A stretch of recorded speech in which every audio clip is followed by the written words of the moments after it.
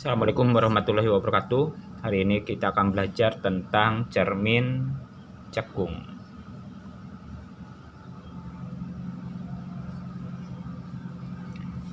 Pertama kita membuat dulu cermin cekungnya. Kalian membuat dulu garis. Kemudian tentukan titik pusat kelengkungan atau kita sebut dengan M. Dari sini kalian gunakan jangka untuk membuat lengkungan. Dari sini ke sini. Gunakan jangka. Misalnya kita ambil contoh di sini. Dari sini titik M, gunakan jangka untuk membuat lengkungan. Kemudian kalian buat ini sebagai pusat O. Kemudian ada F di sini. Untuk jarak O ke F, F ke M itu harus sama. Kemudian karena ini adalah cermin cekung, maka yang tidak digunakan adalah di bagian belakang di sini. Maka kita arsir.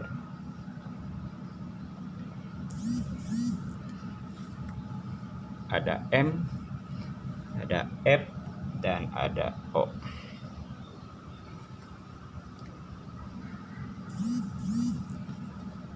Kemudian kita inikan dulu ruangannya. Ini adalah ruang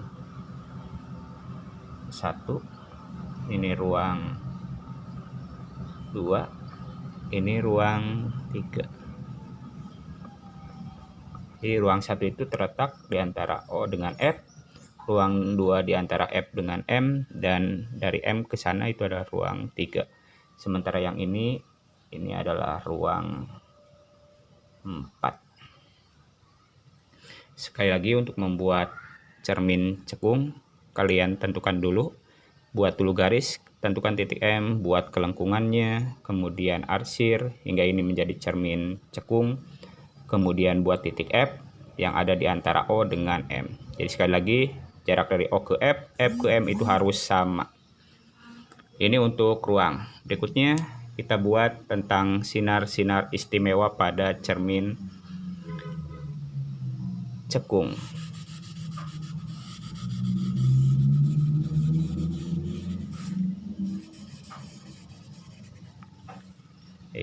Sinar istimewa yang pertama, sinar datang sejajar dengan sumbu utama. Ini adalah sumbu utamanya.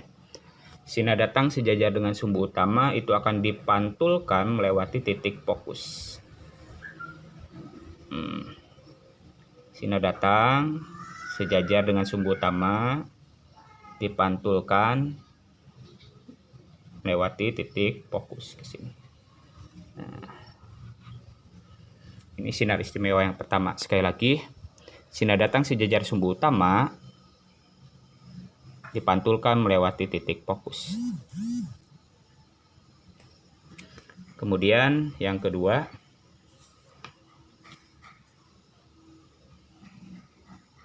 sinar datang melewati titik fokus. Ini kita hapus dulu ya.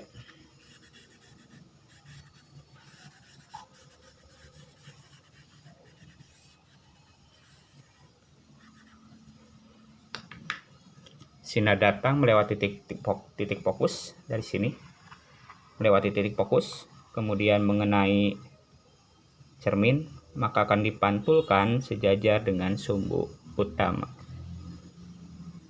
Sekali lagi, sinar datang melewati titik fokus, dipantulkan sejajar dengan sumbu utama.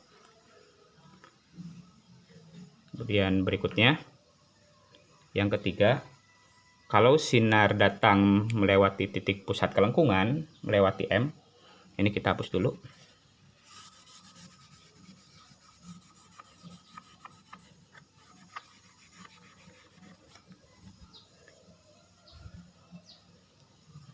Melewati titik M ini.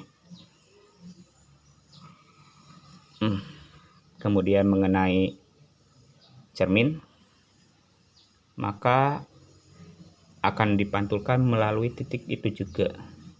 Jadi hanya satu garis dari ke sini dipantulkan, maka akan hanya ada satu garis di sini. Ini ada 3 sinar istimewa pada cermin cekung. Kenapa harus ada sinar istimewa ini? Ini untuk memudahkan kita membuat bayangan dari sebuah benda. Kita coba ya.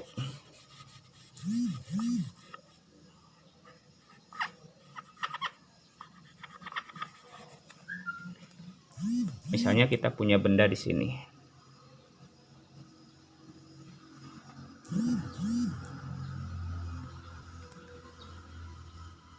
Maka kita bisa menggunakan 2 sinar istimewa. Boleh 3 tapi minimal 2. Ingat yang tadi sinar istimewa. Sinar datang sejajar dengan sumbu utama, maka akan dipantulkan melewati titik fokus. Sinar datang sejajar sumbu utama, dipantulkan melewati titik fokus. Kemudian berikutnya, sinar datang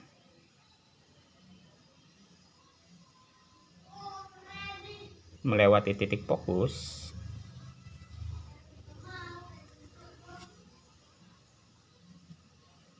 maka akan dipantulkan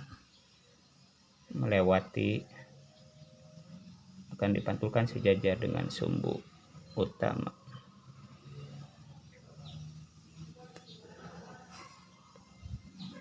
Ini ya.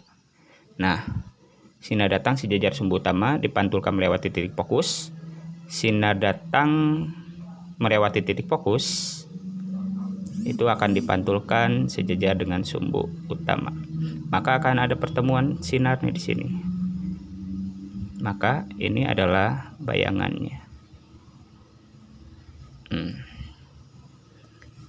Maka sifat bayangannya adalah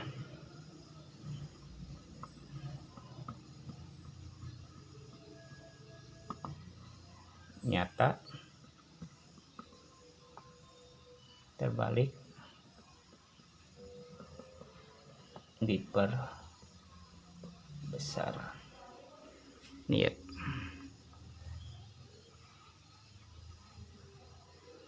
Ini bendanya, ini bayangannya. Nyata karena ada di depan cermin, kemudian terbalik, kemudian diperbesar. Oke, ini adalah materi tentang cermin cekung. Wassalamualaikum warahmatullahi wabarakatuh.